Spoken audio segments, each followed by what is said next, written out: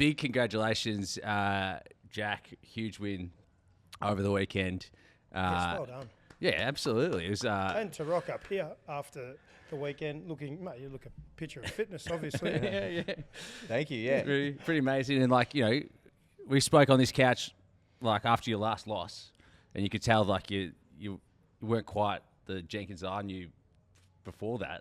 Yeah. I remember leaving that chat, and I was like, oh, there's a little bit of doubt in his mind. Because before that, it was all super positive. And then to see what you did in the weekend, just incredible. How are you feeling now? Yeah, good.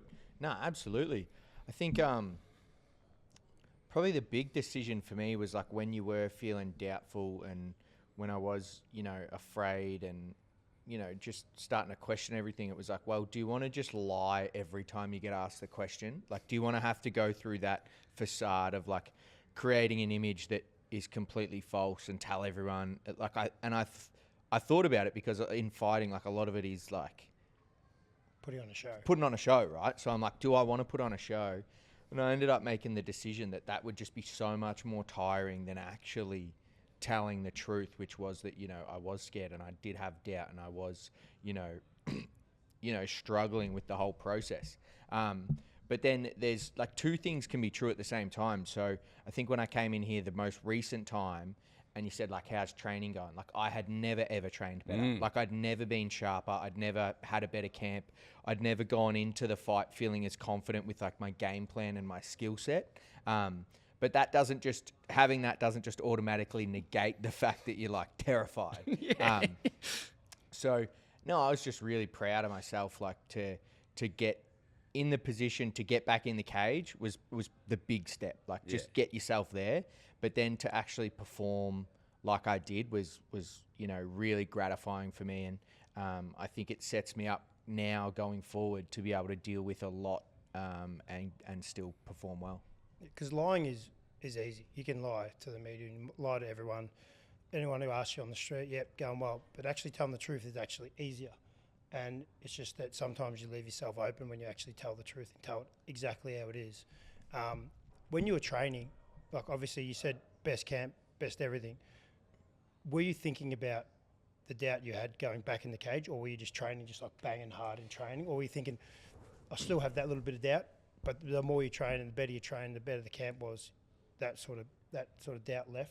Yeah, it was more the moment. It was the moments in between. So every time I got myself into the gym, which is twice a day, I would get there, I would have a task to do, I would do it, I would get results because I was training so well, and I would get instant feedback from coaches and from teammates and from actually hitting moves and doing things well.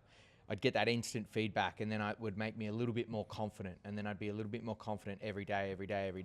But the moments in between, you sit in bed at night and you go, oh, tomorrow, am I going to go downhill? Am I going to be worse tomorrow? Tomorrow, if I get caught in a choke, is my thyroid going to snap again? So it was the moments in between where you just have to try and keep yourself level and keep yourself from, going over the same patterns again and again and again. I had a really good, my coach, he's always said to me that when your head starts going in and you start thinking about results, if I lose, and is this going to happen? If I win, is this going to happen? And what if he catches me with this? He's always just said, just try and find the main thing from the fight that you want to do, the main game plan you want to do, and just go over it in your head until you feel comfortable.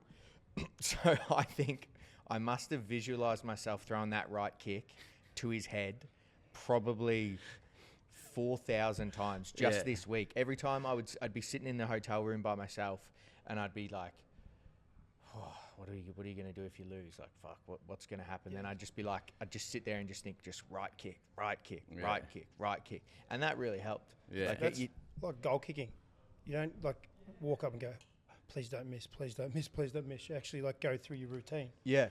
Of how you kick a goal and how you get the best result. Don't think you're going to miss, or don't think you don't want to miss, because then you're absolutely cooked. I mean, one's a little bit more extreme because he almost died. So I mean, if you You're still kicking. You're still kicking. One you're kicking a human, and one you're kicking a It's the same. I think it's the same process, though. You're right. More though, just a lead up to something, how you deal with it. But no, fuck. I was really wrapped with everything, and obviously got such a good team. And the big positive for me, this one was I got a call from Hunter Campbell on Sunday night when I was at the hospital. And if you don't know, Hunter Campbell's like the heir to the UFC. Like he's the one under Dana White. And he was calling just to check on me and basically just said, followed your story along, think it was great, and really happy for you. So that's like That's huge. Yeah, that's Yeah, really That's huge. unbelievable. That's a good person to know, I'd say. I reckon. Yeah. So just one last thing on this, because so during your walk out, which I reckon they should have played Pink Pony Club a little bit like later in the song, just to Yeah, get the vibe up a little little bit bit. more vibe, yeah. But was it like, were you thinking about your throat then? Nah. No? So by the time, I'll tell you what, so the morning of the fight, I was more nervous than I've ever been for a fight. And even more than Contender Series, which was the worst one I'd had before this. And everyone could tell. My coach could tell, my fiance could tell, everyone could just see it on my face. Like I was just a zombie. And then as soon as I got to the venue and started warming up, it was almost 180 where it's as soon as I put the gloves on, I was like, oh, I'm actually on. Like I'm ready to go. Yeah. So from that moment, like even when I walked out, there was no, like I was fully free by that time. And then you just touched on it there, you're in hospital, but we talked about last time that, because when you're down yourself, you know, like you think you were saying like champs have had a little bit of luck.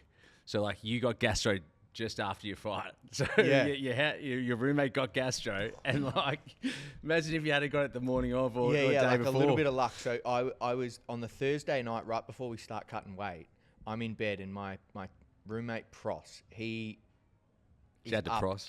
he is up just like On your pros. vomiting his guts up in the toilet. And he opens the door and I go, you all right, mate? And he goes, I think I just ate something bad. I think I'm all right now. I'm like, okay. So he goes back to bed. 20 minutes later, I'm asleep. I hear in the toilet. I'm like, oh, this isn't good. So we move rooms around. We like get him in a different room, disinfect the room I'm in. I go sleep in it somewhere else for the night. We keep him away from me until after I've finished cutting weight.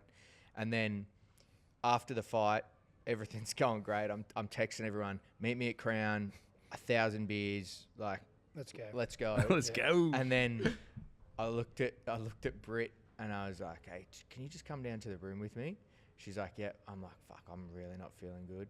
Rang the UFC. I had a car pick me up, take me straight to the hospital. I was cooked. I was in such a bad way. Just got the sweats.